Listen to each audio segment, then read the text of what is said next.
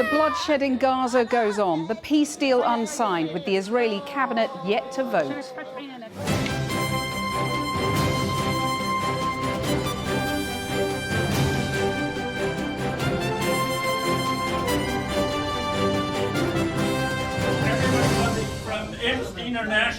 In his valedictory press conference, the US Secretary of State is heckled by protesters, but remains confident that America's ally, Netanyahu, will do the deal. A process and a negotiation that has been this challenging and this fraught, you may get a loose end. We're tying up that loose end as we speak. Good evening. Dozens of Palestinians were killed overnight, their chance of a future snatched away as Israel blames Hamas for a last-minute hitch in the ceasefire agreement. Benjamin Netanyahu's cabinet will now meet tomorrow to vote on the deal. But with hardliners threatened to quit his government unless he promises to return to war once the hostages are freed, an end to 15 months of conflict is not guaranteed. America remains confident the peace plan will come into force on Sunday, but if it will hold and what shape it will take exactly remains uncertain. For now, though, those living amidst the rubble in Gaza and the hostage families are clinging to hope. And good evening from Leeds. Also on the programme tonight, as the government announces a rapid review and 5 local inquiries into grooming gangs amid growing pressure, we hear exclusively from whistleblowers who say a landmark 8-year inquiry into police failings in Rotherham was itself plagued by failures, which the police watchdog denies. Senior officers were largely left unchallenged. One or two of them may have been challenged a little bit, but they really weren't thoroughly investigated. A teenager is found guilty of murdering 15-year-old Eliane Andam outside a shopping centre in Croydon in a row over a teddy bear. The jury refused to accept Hassan Sintamu's claim that his autism meant he lost control. And hunting illegal substances. We go out with Border Force after a record year of drugs seizures in which they intercepted 119 tonnes worth £3 billion. So despite celebrations last night in Gaza and words of peace from President Biden, the ceasefire deal between Israel and Hamas is not quite signed and sealed yet. The delay came after Israeli Prime Minister Benjamin Netanyahu's office accused Hamas of trying to extort last-minute concessions. Despite American confidence, peace remains elusive in Gaza, where 77 people were killed in Israeli strikes overnight. Our Foreign Affairs correspondent Secunda Kamani is in Tel Aviv now. Secunda. Well, Kathy, tonight it seems those final obstacles to the deal that had cropped up have now been overcome. The situation is still fluid, but it's widely expected Israel's Security Cabinet will vote in favour of the agreement tomorrow. That's despite opposition from 2 far-right parties in the ruling coalition, one of which has said it will quit the government, the other of which has said that it will go along with the deal as long as after the first 6-week ceasefire period there's then a return to war. Will that happen, or by that stage will there then be too much international and domestic pressure on Prime Minister Netanyahu and he'll agree to a longer-term ceasefire? In Gaza, as you say, Israeli strikes and the bloodshed have continued. Israel, for its part, insists it only targets Hamas, of course, and its leadership have come out with some belligerent statements since the ceasefire announcement was made yesterday. But there's no doubt it's ordinary people in Gaza who are suffering the most right now, and a warning that our report contains some distressing images.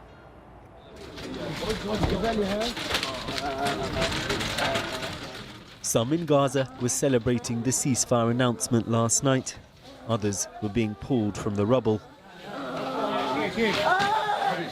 These children, victims of an Israeli strike on a house in Gaza City.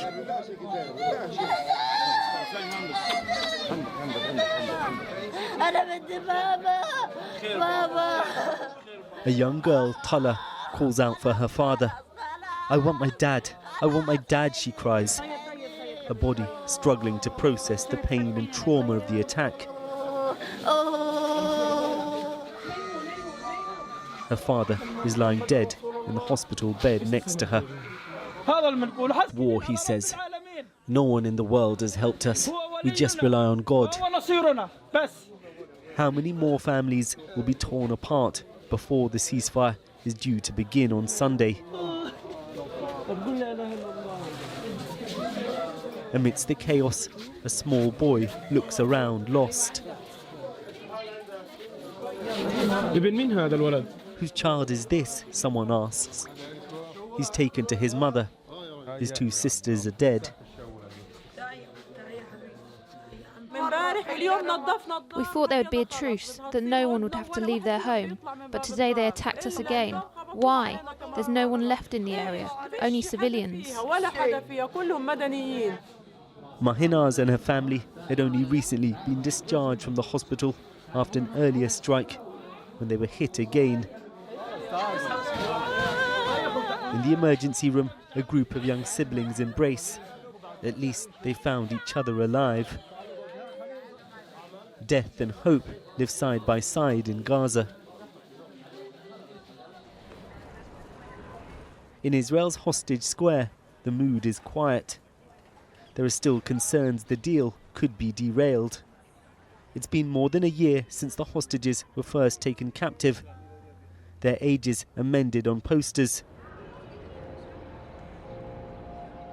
Amongst those held by Hamas, Nimrod Cohen. As a male soldier, he would not be released until the second phase of the deal, alongside a long-term ceasefire. His father, Yehuda, has been a vocal critic of the Israeli government. He believes a deal should have been done long ago. Last 15 months were a nightmare. I mean, in the beginning, we were pretty much shocked. We didn't know pretty much what to do. My way of coping is to fight. Now Yehuda fears the deal could end and war restart before his son is released. Do you have faith in your government now? No. No faith in my government, and that's why I said in the beginning, we are continuing to fight to make sure our government in general, and Netanyahu in particular, will be focused on continuing the deal and not to sabotage it. Blocking a major highway in Jerusalem, radical right-wing demonstrators were tonight trying to do exactly that. Amongst them, activists who hope to build Israeli settlements inside Gaza. There are many more Israelis who support this deal than who oppose it, but protesters like these from the extreme right wing have the chance of causing real disruption to the agreement. Many here are just teenagers, but they have support from far-right politicians at the heart of Israel's government. The families of a handful of hostages and some dead Israeli soldiers also oppose the deal. Gabrielle lives near Gaza and was injured on October the 7th. This deal would bring Israeli hostages back to their families. Why would you want to stand against it? No trust in terror.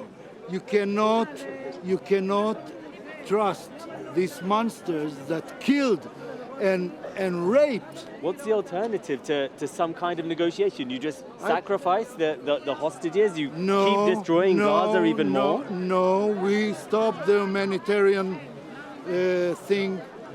We stop the water, we stop the fuel, we stop the internet, we stop everything, the water, until they bring them back. It's hard to imagine how more pain could be inflicted on Gaza. Amid so much suffering, there is now hope on both sides of this brutal conflict. But it's a fragile hope that's steeped in blood. Well, joining me now is Nomi Bar Yaakov, an international peace negotiator with decades of experience in conflict management. Nomi, the Americans seem very confident. Are you as optimistic as they are? I'm fairly confident that the deal will start. The ceasefire will start on Sunday, the 19th. But I'm very skeptical about the implementation and how long the ceasefire will last. Last time it lasted 7 days, and I hope it will last through 3 phases. But I think there is an awful lot to be overcome and plenty of opportunity for breaches. And the question is, will the implementation mechanism, the monitoring mechanism work? Will there be good faith by the parties?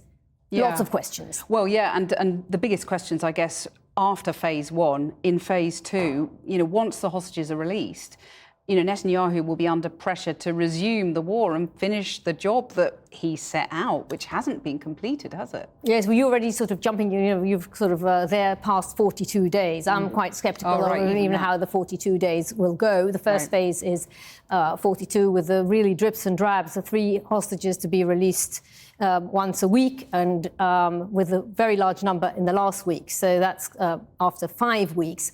I hope that we will get there, but I would not be surprised if the timing sort of extends. I think the big question really is, will President-elect Donald Trump continue to exercise the leverage that he has been and force Netanyahu's hand? And I'm pretty confident that Qatar and Egypt will keep an eye on Hamas. Right, and we'll come back to Trump in a minute, who, of course, claimed credit for this deal. But does this deal represent a victory for Netanyahu, given his stated aim originally was to destroy Hamas? I don't think it's any victory for anyone here. I think you've got many hostages dead. Many bodies have returned. Many bodies will return, and they cannot. No one can claim victory here. I think it's been a total and utter catastrophe. 47,000 Palestinian dead, at least. Many buried under the rubble. The whole strip has been destroyed. More than 60% of buildings destroyed. I think more than 80% in the north, and I think it's going to take decades to rebuild. And I think, there's definitely no victory for anyone. Well, let's talk about Donald Trump, who obviously comes in on Monday. He's claiming credit for this deal. Is there some truth to that, do you think? Yes, absolutely, because this deal was on the table in May and could have been agreed in May had President Biden used the same leverage that President Trump has exercised now. President Trump sent his special envoy for the Middle East, Steve Witkoff, to deliver a message on the holy day to the Jews, the Sabbath, to Prime Minister Netanyahu, and basically said, forget all your red lines, Mr. Prime Minister. You need to sign the dotted line. This is what the president wants, and this is what the Prime Minister did. So beyond that, what do you think a Trump presidency, a second presidency, will mean for the Middle East? I don't think anyone knows. I don't think that Donald Trump knows himself. And I think we all need to brace for what may happen. He's rather unpredictable. He's transactional. He doesn't really read very much. He's not particularly knowledgeable in the Middle East. And I don't know that it's necessarily clear who he's going to listen to. He tends to listen to the last person who whispers in his ear. Nomi Bar-Yaakov, thanks very much for coming in. Well, earlier I spoke to Antoine Renard from the World Food Programme. He's currently in Gaza, and I began by asking him if celebrations at the news of the ceasefire were curtailed by the overnight violence. No, in fact, today, and we met a number of people, and you can sense within Gaza, I'm currently in Deir el-Baila, in south central Gaza, there's a profound sense of relief and especially hope related to the ceasefire that, let's say, is looming in. There is one woman that I've met, Naima. The first thing that she said, I want to come back to my land in the north. She wants to go back to Bet Layoun. So this is more, let's say, a hope message that you hear from people on the ground. And yet, even after the ceasefire was announced, there was still violence. It was quite a bloody night, wasn't it? The challenge that you have is that at the end of any conflict, and when you're coming to a ceasefire, the last few days are always, quite challenging. But people must still be fearful because, they're daily risking their lives so close to peace, and yet they must fear that any moment they could be killed. But that's a challenge that we've been having for the last 15 months. And I think that's why we've always been saying that the ceasefire has been long overdue. And that's why now we need actually to stand and make sure that we are, coping with what is their hope. And I think that's why we need to ensure that we are moving forward. There is now expected to be a surge in aid going in, isn't there? Is that what you're expecting? Are you sort of waiting for this great arrival and of much needed supplies, really? I mean, for us, and this has been a request, let's say, for now 15 months into this conflict, we've always been asking to make sure that we can run our program at the scales that is required. I look at the World Food Programme, we're supposed to serve 1.1 million people. UNRWA is the same type of assistance and the same level and scale. So for us that, the ceasefire is actually an opportunity for us to reach the scale and a number of people that really require access to basic services, and especially in our case, food assistance. When I look at July and August, we were having on average 200 trucks. That was commercial and humanitarian assistance. And then we face in course of September, I would say till December, major challenges related to ensure still the level that is required to actually sustain basic food assistance into the Strip. I mean, Israel has denied restricting aid going in, but do you think they're fulfilling their legal obligations or not? For us, the challenge we have, and we've been systematically raising this, we've been advocating for a number of months to have more crossings. But in fact, it's not sufficient, the idea of just crossings. They need to be reliable, they need to be sustained. And then the second challenge that we have is also within Gaza, to make sure that we are not being attacked and looted. And that has been a combination of sustained, predictable crossings, and then as well to make sure that the assistance within Gaza is actually reaching the population. And that's armed gangs and Palestinians looting? Correct, and that's the challenge that we have, is that the law and order has been a systematically priority for us to ensure that as humanitarian, we can actually have, being on our side, the food assistance, but for any humanitarian to keep medicals up and running, to make sure that the water is coming, is actually to prevent that any of the different corridors are not able through the crossings because we're just being looted inside. Antoine Renard, thank you very much for joining us. Thanks to you. Well, the US Secretary of State Antony Blinken briefed journalists about the ceasefire deal this afternoon and said it must also be accompanied by a plan for Gaza's security and reconstruction. Let's go live to our Washington correspondent, Siobhan Kennedy, who has the latest for us. Siobhan. Well, that's right. This was Antony Blinken, America's top diplomat's farewell speech at the State Department today. The man who I have to say has clocked up more air miles than anyone over the past 15 months travelling between the US and the Middle East. And he was asked at one point in that press conference today whether or not he was confident that the ceasefire deal would go ahead. He said that he was. He said that it was common for there to be what he called loose ends at this stage of the process, but that he fully expects the implementation will begin on Sunday.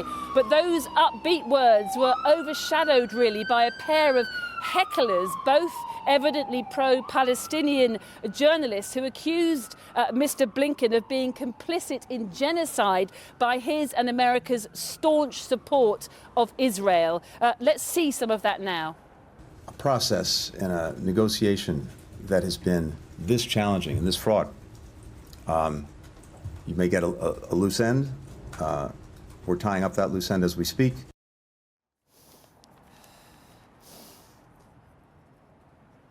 Well, Joe Biden also gave his farewell speech last night, and I have to say it wasn't very upbeat either. Rather than focusing on, to be fair, his very many legislative achievements, instead he issued a very dark warning to the American people, what he described as, and I quote, a dangerous concentration of power, he said, in the hands of a small number of ultra-wealthy people, and the consequences if their abuse of that power is left unchecked. Let's listen to a clip of the president now.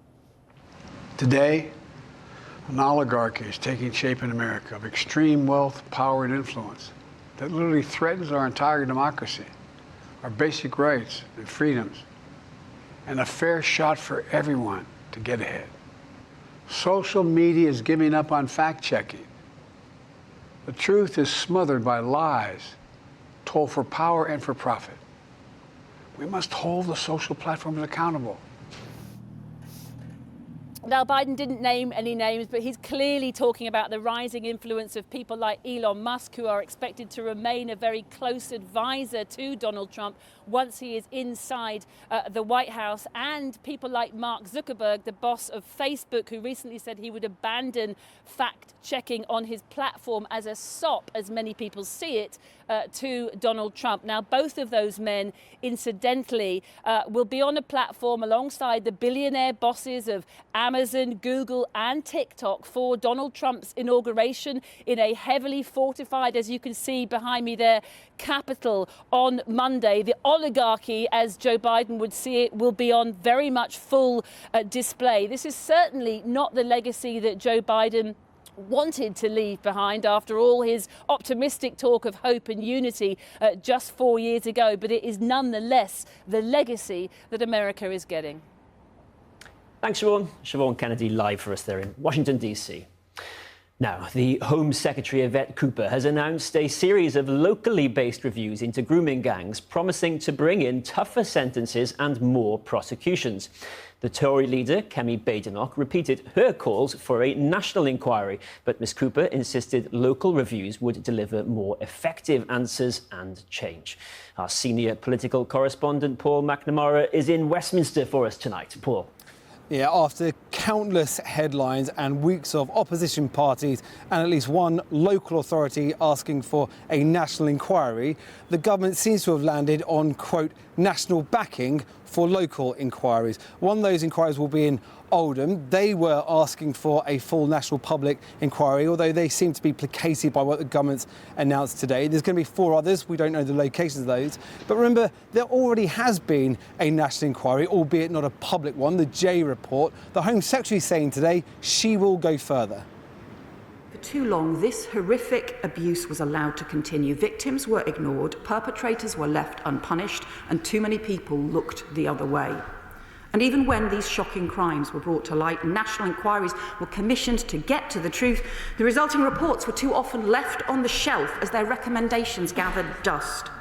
So under this government, that has changed. We are taking action, not just on those recommendations, but on the additional work we need to protect victims, put perpetrators behind bars, and to uncover the truth wherever things have gone wrong.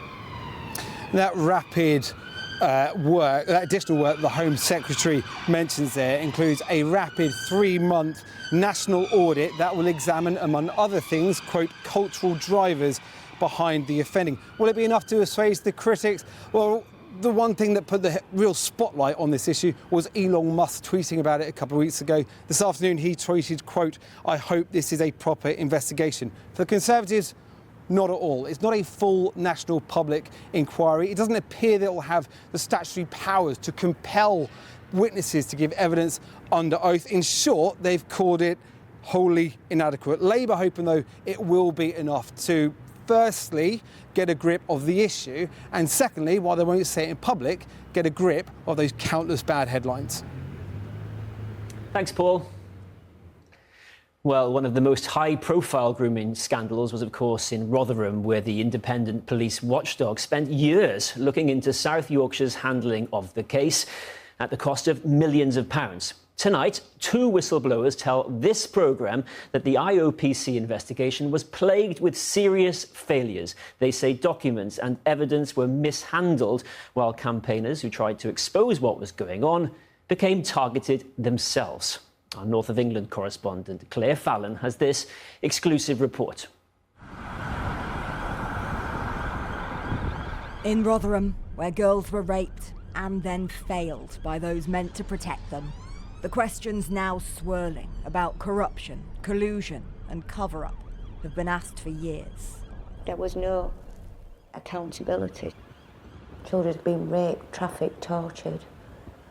Some of them children are dead. Tonight, though, there are new questions about this report, which implicates high-ranking officers in serious failings and has never been made public. And we hear from whistleblowers who worked for the IOPC, now speaking out for the first time. The force hasn't been held to account in the way that it should have been held to account. We're just another chapter in failure for the survivors, really. Exhibits were lost. Documents were lost. There seemed to be no direction for the investigations. Operation Linden will be able to be picked apart fairly easily by anybody conducting an external review of it. This is the second largest IOPC investigation that's ever been undertaken. Lasting 8 years, Operation Linden was the IOPC's investigation into how South Yorkshire Police responded to the grooming scandal in Rotherham. The outcome? No police officers lost their jobs. The toughest sanction, a final written warning. To many, the answers and accountability expected at the start were absent. On the day the final report was published, the IOPC said this. We have completed some really detailed and thorough work. The IOPC has left no stone unturned. That's a lie. There were major concerns within the incident room that failures in the investigation were huge, that they hadn't followed lines of inquiry, documents had been lost. It came to the thing they wanted to just close it. How he knows? In 2018, Chris Owen joined the IOPC's major investigation team on a contract. A retired detective, he'd served 30 plus years with the police. At the IOPC, most of his work was on another child sexual exploitation case, while colleagues in the same unit worked on Rotherham. The investigation was secondary to how the management seemed to want to portray themselves publicly. The problem with Operation Linden was we weren't permitted to go there. I wasn't encouraged to think, well, why did a junior detective of 6 months not submit a crime report? I was encouraged to think, he's not submitted a crime report, it's his fault, leave him and pursue him alone. After 7 years in all with the IOPC, the last 2 working on Operation Linden, Gary Harper believed then, and still does now, that the focus in some cases was wrong and unfair. Senior officers were largely left unchallenged.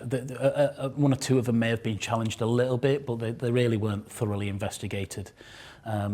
We were actively discouraged from working up the chain, trying to find out what had gone on. And the structure of the investigation itself wasn't really set up to do that. You're talking about 13 years of failure and 13 years worth of vulnerable young women and children being completely failed by the police force, and only 2 officers have received a written warning. And neither of them are senior officers. It's now been more than a decade since the publication of the J Report, which revealed the scale of abuse in this one town. 1,400 victims, abuse that went on for years. Girls being systematically groomed, raped and beaten. In Rotherham and in other places where the same pattern of street grooming and abuse by networks of men was happening, most of the perpetrators were of Pakistani heritage, most of the girls were white. The response then from police was to see the child victims as willing participants in their own abuse. And so it went on. Even though there were warnings going back years, including from Dr. Angie Heal and Jane Senior. When we go right back to the beginning with Linden, I remember when they announced that they were going to do this, feeling quite excited and thinking, at long last, these children are now going to get answers. I know they're young adults, but they're going to know who was corrupt, who did cover it up, who didn't act on it, and we were going to get those answers. Which brings us back to this report, the one never published. Given the operation name Amazon, it finds high-ranking police officers in South Yorkshire failed in their statutory duty to protect children. They buried their own report. They didn't publish the findings of Amazon. Said they weren't putting it in public domain because they may get sued themselves by these senior officers. I think there were some bits of the report that were kind of, they got it, but they just didn't go anywhere far enough. There's no recommendations in it. There's no, nobody's been held to account, nobody's been named. No names, even though their complaints did name specific high-ranking officers who served in South Yorkshire. The IOPC said in the outcome report, the failings by senior officers were collective. Their response then, when we played them the account of one of the whistleblowers who worked at the IOPC. How was Jane Senior perceived and treated? She was seen as having some good points, but largely she was a bit of a pain. The officers who were being investigated as a consequence of her complaint were submitting a lot of information about Jane Senior, and were pushing the investigator a lot with regards to her being not a reliable witness, and not somebody we should be taking credibly or seriously at all. There was a conversation, legal advice was sought by the lead investigator to investigate Jane Senior for her failure to do her job properly. I was in on the email chain for it, and when I raised my objections to it and said we really shouldn't be doing this is a ridiculous suggestion, it's not something we should be even entertaining, I was very quickly taken out of the email chain and very quickly moved off that investigation. You okay? Wow. They learnt nothing, did they? Nothing. It's just disgraceful. These are the people we trust to hold police officers to account. The IOPC says investigating Jane Senior would have been outside the watchdog's jurisdiction as she was a complainant, not a police officer. And in a statement to Channel 4 News, the IOPC says, "Our priority from the very start of Operation Linden was always the welfare of the survivors. Every one of the 91 investigations was carried out thoroughly and all lines of inquiry explored. It's completely inaccurate to suggest that investigators were told not to investigate senior South Yorkshire police officers. There was a dedicated investigation which was focused solely on senior officers within the force, and had we found any indication of corruption, it would have been rigorously pursued. Where individual failings were identified, they have been addressed." South Yorkshire Police has said the force fully cooperated with the IOPC investigations, while the watchdog itself told us there was no attempt to bury the Amazon report, that the personal information it contained prevented publication, and stressed the IOPC investigates but does not decide sanctions. The watchdog also said it did find some officers had cases to answer for misconduct, but many retired before any disciplinary proceedings. And so, in this town, where so many were failed, very few have been held to account. Well, the Liberal Democrat MP Tessa Munt suffered sexual abuse as a child and has campaigned for an independent inquiry into historic abuse. She's also a member of the Commons Justice Committee and joins me now from Westminster. Can I get your reaction, first of all, to that exclusive report, particularly the allegation that investigators were discouraged from looking into senior officers, which the police watchdog denies? Yes, I've been aware of that. And I think one of the things I'd like to say, first of all, if I may, Kieran, and that is that, firstly, I would say thank you to those whistleblowing investigating officers for coming forward and telling the truth. Secondly, I would say thank you to Jane Senior, who was a youth worker at the time when she reported what was happening. Operation Linden came out of that. And then when she made specific complaints to the IOPC, that's when we got to the report Amazon, which has never been published. And thank you also to those victims and survivors who have been so brave in actually saying something. Now, as far as my reaction, here we go again. We've got police officers who've investigated themselves, given themselves all sorts of praise. Those who are in a spot of trouble look as though they've slooped off somewhere and retired. And this is absolutely disgraceful, which is why I asked the Home Secretary this afternoon if she would please look at all of the IPCC and the IOPC reports and actually, particularly those, whether they've been published or not, have a look at those. And that's why she's invited me to bring Jane Senior, the first whistleblower, in to meet with her. And I'm really pleased that that's happening. About time. Well, we've got a problem there, haven't we now? Because we have just heard on this programme tonight these whistleblower allegations that the police watchdog investigation into police failures itself failed. Now, in this new world where everyone should be taking this seriously, what should happen now? Who's going to watch the watchdog? Well, my party's got the answer to that, and that would be the Office of the Whistleblower, an independent Office of the Whistleblower, so that people are protected from being investigated by people who've investigated them before and found themselves to be clean and absolutely squeaky clean. That's just not good enough. And to be fair, the local Labour government has actually looked at that as an option and is speaking broadly in favour of that kind of thing. But this was an eight-year inquiry. Do you think now it should be externally reviewed at the very least? Well, I think we've got a very good starting point in that the Lib Dems have been really clear that actually the first thing that should happen is we should implement Alexis Jane's 20 recommendations, and that looks as though it's coming forward, although what we will do is make sure that we hold the government to account on the timescale for that. They've said they're going to put out a timescale before Easter. I really would like to see that sooner than that. I don't think there's any reason for delaying that. And then, sorry, go on. I was just going to say, you mentioned there what was said this afternoon. The Home Secretary set out what she's going to do, including these 5 local inquiries. She was asked again and again if they would have statutory powers to compel witnesses, to force them to give evidence. They're not going to, are they? Well, that'll be a decision for her and for her ministers when they're looking at what happens. And the response has to be, this has to come from the victims and those people who've survived this appalling experience, and there are lots of them.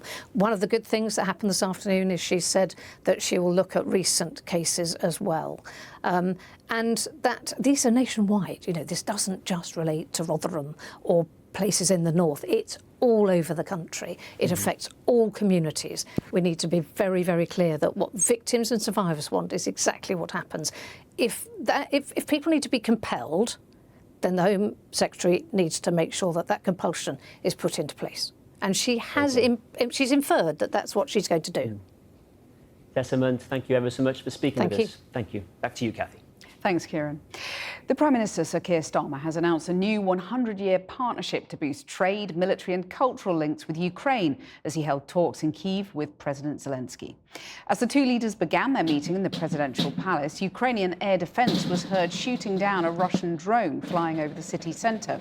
Sir Keir said it was a reminder of the everyday threat which Ukraine was facing, pledging British support more than ever before, including delivery of a new mobile air defence system.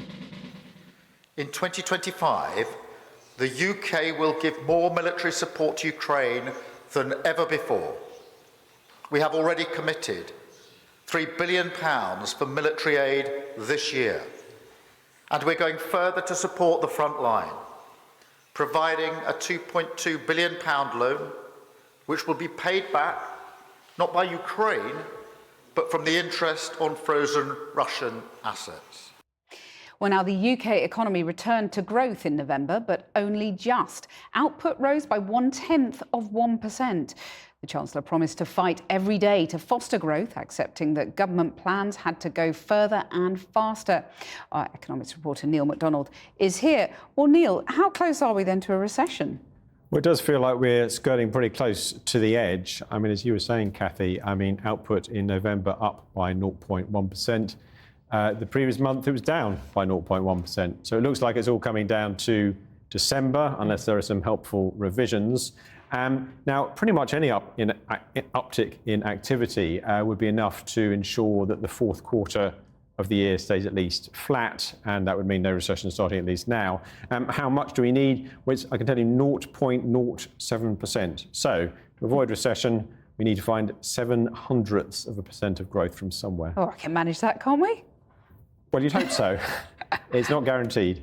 I want to show you a chart of a widely followed measure of business activity from S&P Global. Now, they ask companies how things are going. If the balance is above 50, that tends to suggest the economy is growing. And you can see how basically for the last 6 months, it has been tracking down towards that 50 level. I mean, the December reading was still just about in positive territory. We do get some concrete information tomorrow at 7 a.m. Retail sales figures for December will show how the shops are doing. So it feels like tomorrow is going to be another anxious day for the Chancellor on the statistical front. Yeah, one of many. What about the broader picture for the economy then?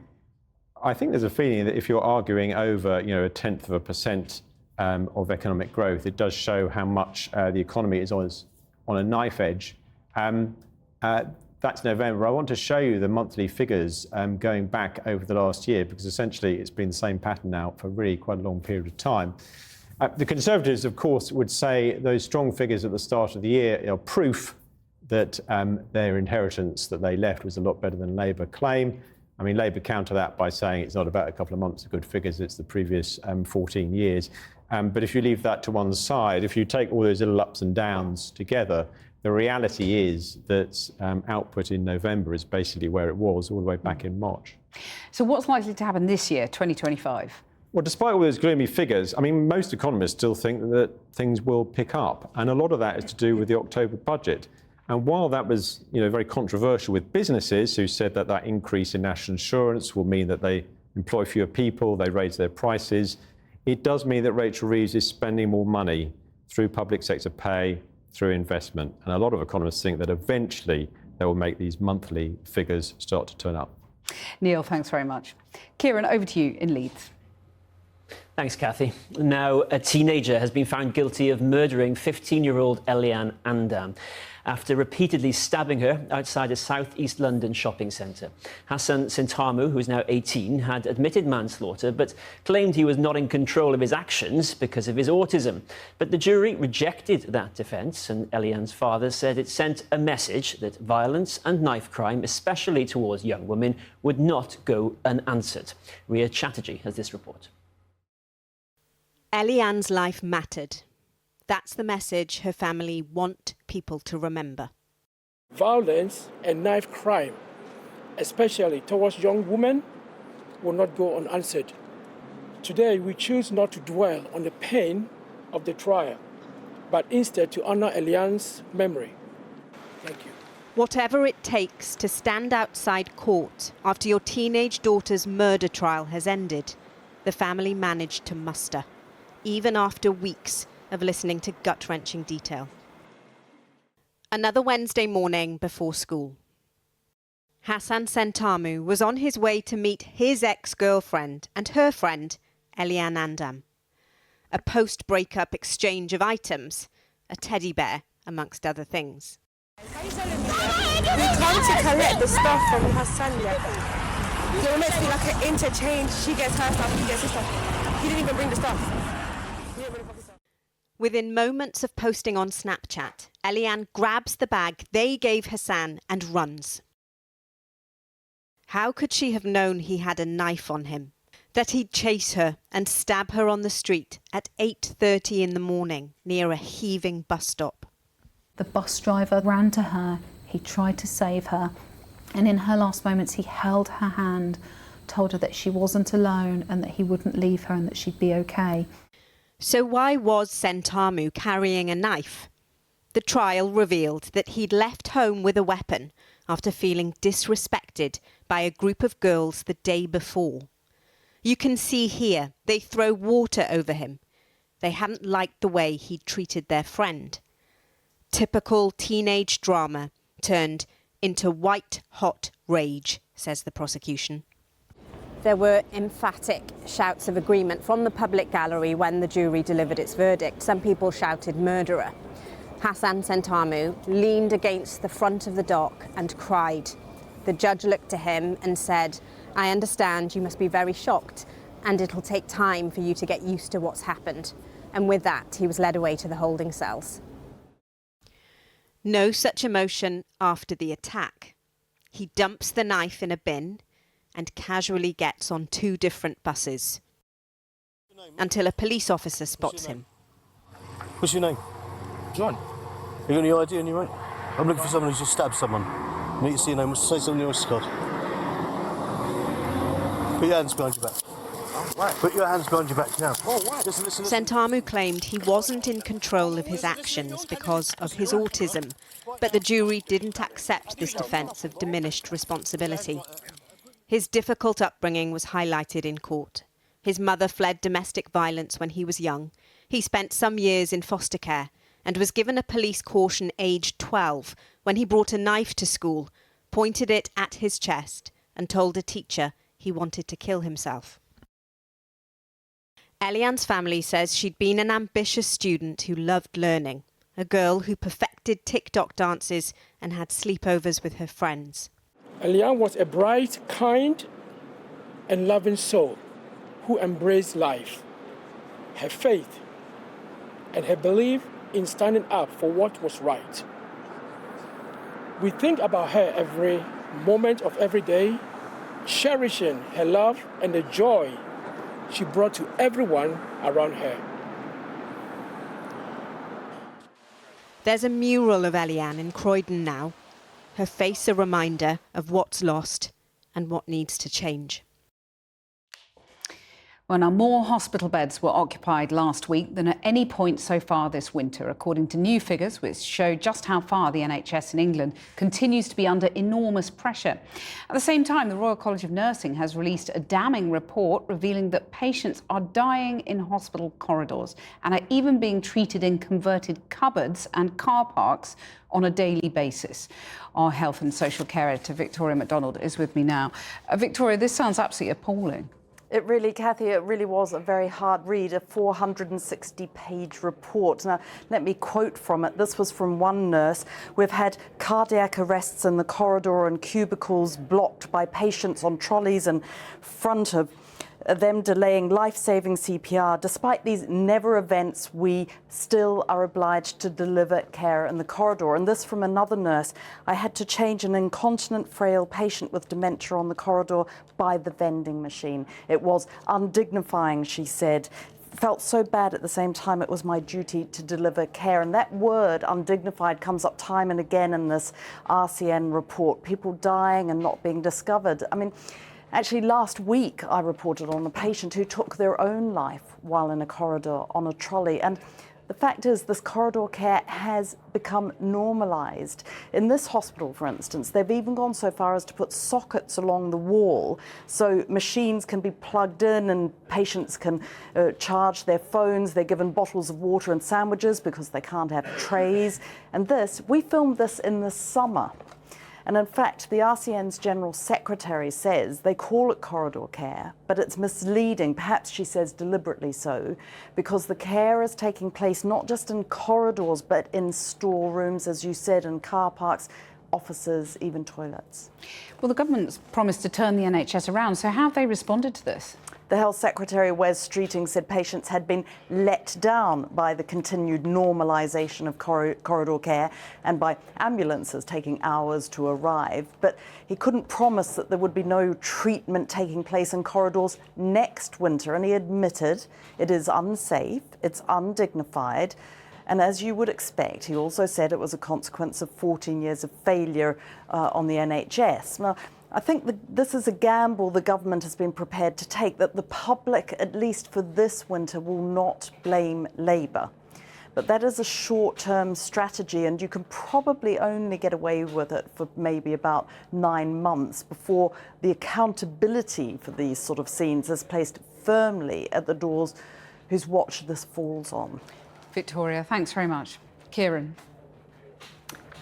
Next Monday, you can join our inauguration live stream. You know you want to. And watch as Donald Trump becomes US president for the second time. Head over to our YouTube channel at just after 3 p.m. or you can watch via the Channel 4 app as Joe Biden hands over the keys to the White House and Donald Trump becomes the most powerful person on the planet again.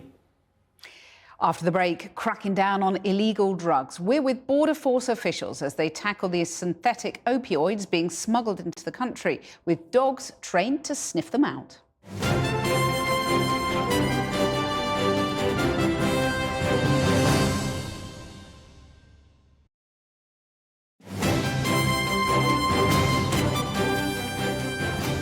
Welcome back. Now, the UK Border Force seized illegal drugs worth £3 billion last year, the highest number of seizures on record. They say more cocaine was taken off the streets than ever before, while over 20 dangerous substances have been banned. Dogs are being trained to detect synthetic opioids, while exclusive police body cam footage shared with this programme shows officers administering the life-saving drug naloxone for the first time. Simeon Brown has been to meet the Border Force team, along with the Migration Minister Seema Malhotra, at Stansted Airport. She's not coming around very well. No. This is the front line of a health emergency. First time I've ever used this. I've used opioids and such as heroin. In footage shared exclusively with Channel 4 News, these officers in South Yorkshire are armed with a chemical that reverses the effects of opioids. Right, let's get her airway up and then I'll have a clicky fun with this. That's that gone. Since June 2023, there have been at least 400 deaths linked to new synthetic opioid drugs that were often created with chemical compositions that allowed them to evade legal restrictions or not linked to serial abuse. You all right? But this week, 22 of them, including xylazine, were added to the list of illegal drugs. Once the dogs had a sniff of your bags, just please carry on. An effort stepped up to stop them being smuggled into the country at airports like London Stansted. Synthetic drugs are quite difficult to detect because they are very concentrated, don't need very much of it. We are focusing ever more on trying to find synthetic opioids and nitazines. We've got a dog now that's being trained in nitazines and fentanyl. We've got new drug testing equipment. Keep moving. But as new methods to find new synthetic drugs are implemented, the UK is also facing an influx of old drugs crossing the border. In the year ending March 2024, over 119 tonnes of illegal drugs were seized by police and border force with a street value of around £3 billion. This is a 52% increase from the year before and the highest volume since records began. Last year, border force made over 40,000 drug seizures, another record high, with a 57% increase since 2023, with herbal cannabis seizures up 58%. There has been a huge increase in the number of drugs that are being seized, from freight to luggage at airports. And it seems as if, as governments abroad have relaxed their laws on drugs, especially cannabis, the UK has become a far more enticing market. We've seen an increase in, for example, cannabis from Thailand after the decriminalisation, also from some US states and from Canada. And that's why we've got to be also intelligence-led and work internationally. But does the increase in seizures suggest that the UK has now become a bigger market for illicit drugs? That's why the action that we're seeing now and that we've seen here at Stansted Airport is important. It's showing the use of increased intelligence. It's showing the use of sniffer dogs to be able to detect a wider range of synthetic opioids. This is some of the contraband filling the cupboards at Stansted Airport. Across England and Wales, seizures like this are up due to changes in tactics by criminal syndicates. Last year alone, we arrested over 700 passengers coming into this country just with cannabis, for example. That was up from 137 the year before. Historically, you'd have said all cocaine's coming from South America, direct to the UK, heroin from Afghanistan, etc. It's not like that anymore. As we've adapted our methods and our enforcement strategies, the organised crime groups, they adjust and they try and disguise their routings. So we're finding that drugs are coming into this country from all over the globe. Go on. Easier supply abroad means more challenges for border force here. Their seizure of illegal highs is now at a record high. Simeon Brown reporting there. Now, before we go, the acclaimed writer and director David Lynch has died at the age of 78, a few months after revealing that he had emphysema.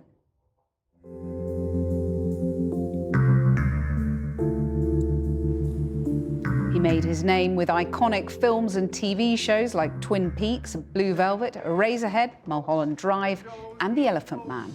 Known for his dreamlike and sumptuous filmmaking, a mix of the surreal and the noir, he was famously straight-talking and fond of an expletive or two on set.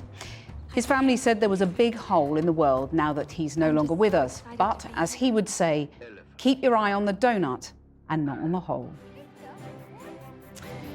Well, that is all we have time for this evening, but we are back at 7 tomorrow night. Until then, from the team in Leeds and here in London, that's Channel 4 News. Good evening.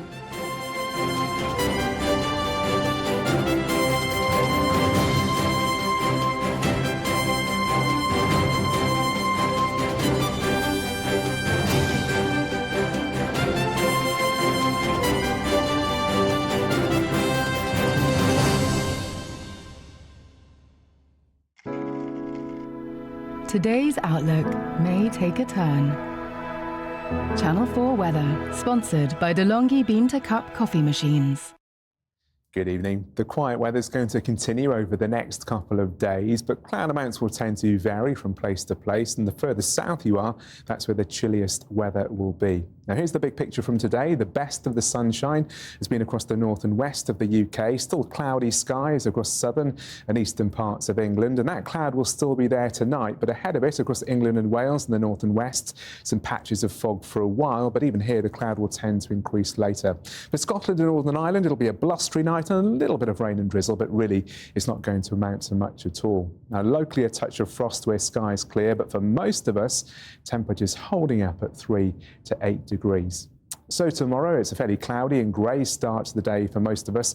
A little bit of fog in places too, but skies will brighten a touch into the afternoon across England and Wales, but not everyone seeing the sunshine. For Scotland and Northern Ireland, a little bit of rain rippling through, a brisker wind, but some sunshine for eastern Scotland and later into parts of Northern Ireland. Here's the picture then in a bit more detail. 4 in the afternoon and some sunshine at this stage of the day for Northern Ireland, a bright and breezy afternoon here, but a lot of cloud for the Isle of Man and particularly northwest Scotland where there'll be a stronger wind and a little bit of rain, but some sunshine for Aberdeenshire stretching down into the central lowlands. Mildest in the north, temperatures there 11, locally 12 degrees, but chilly further southwards, firmly fixed in single figures around 6 or 7. On Saturday, again, a fairly cool start to the day with a few patches of fog here and there and a lot of cloud to begin with. But I think gradually through the day, the cloud will lift and break. So some brightness and sunshine coming through. Still relatively mild in the north, but even colder across the south. Enjoy your evening. Goodbye. It's starting to pour. DeLonghi Bean to Cup coffee machines sponsor Weather on 4.